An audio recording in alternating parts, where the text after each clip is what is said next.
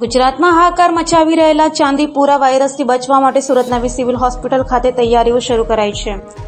ગુજરાતમાં ચાંદીપુરા વાયરસે હાહાકાર મચાવ્યું છે. અનેક લોકોની જિંદગી અને તેમાં ખાસ કરીને બાળકોની જિંદગી ચાંદીપુરા વાયરસમાં મોતને ભેટી છે. ત્યારે સુરત નવી સિવિલ હોસ્પિટલ ખાતે ચાંદીપુરા વાયરસને લઈ તંત્ર દ્વારા તૈયારીઓ શરૂ કરી દેવાઈ છે.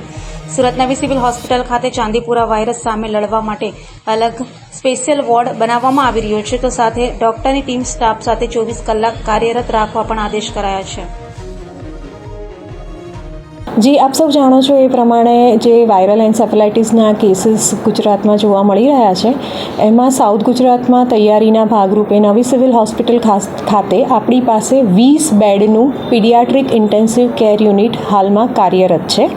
એની સાથે જો કોઈ આવા સંભવિત કેસીસ આપણી પાસે સાઉથ ગુજરાતમાંથી આવશે તો એના માટે બીજું 10 બેડનું પીડિયાટ્રિક ઇન્ટેન્સિવ કેર યુનિટ ચાલુ કરવાની તૈયારી અત્યારે ચાલી રહી છે. એટલે કે અમે બપોર સુધીમાં એને કાર્યરત કરી લઈશું.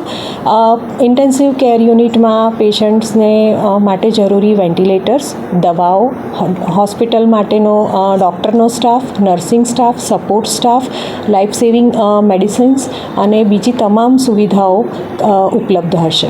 કેટલા ડૉક્ટરો એમાં કાર્યરત રહેશે? હાજી, અમારી એક ઇમરજન્સી ટીમ 24/7 ઓન ડ્યુટી રહે છે. એની સાથે પીડિયાટ્રિક ઇન્ટેન્સિવ કેર યુનિટનો ડેડિકેટ 6 થી 7 ડૉક્ટરોનો સ્ટાફ 24/7 ઇન્ટેન્સિવ કેર યુનિટમાં હાજર રહે છે.